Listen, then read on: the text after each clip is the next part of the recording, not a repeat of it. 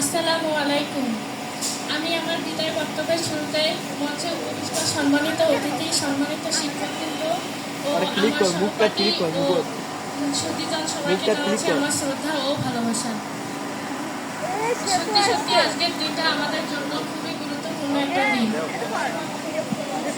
কিন্তু এই মুহূর্তে আমি যেমন আবেগপ্রবণ তেমনি এক দুর্বলতা যেন আমাকে ঘিরে ধরেছে। কেউ চায় না যে তার কোচিং জীবনের সমাপ্তি ঘটুক, যেহেতু এটা সবার জীবনের মূল্যবান সময় হিসেবে বিবেচনা করা হয়। কেউ তার স্মৃতি বিজড়িত কোচিংয়ের দিনগুলো ছেড়ে যেতে চায় না। ঠিক তখনই হঠাৎই মনে পড়ে যায় time and time wait for none. সময় ও স্রোত কারোর জন্য থেমে থাকে না। কোচিং জীবনের সমস্ত ক্ষেত্রে ভালোবাসা, সাহায্য, সহযোগিতার জন্য সকল শিক্ষকবৃন্দদের আন্তরিকভাবে শুভেচ্ছা জানাচ্ছি।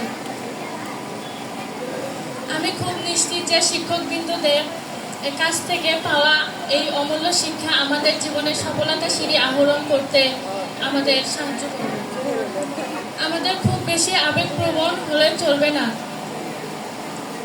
বরং খুশি হওয়া উচিত যে আজকের দিনটির মাধ্যমে আমরা অদৃশ্যকে দেখার এবং অজানাকে জানার সুযোগ অর্জন করব।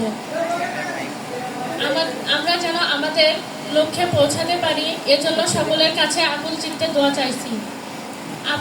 পরিশেষে আবারও আমি মঞ্চে উপবিষ্ট প্রধান অতিথি, সম্মানিত শিক্ষকবৃন্দ, আমার সহপাঠী, বন্ধু বান্ধব ও ভাই বোনদের জানাচ্ছি ধন্যবাদ। আর আমাদের জন্য সবসময় আপনারা দোয়া করবেন। আসসালামু আলাইকুম।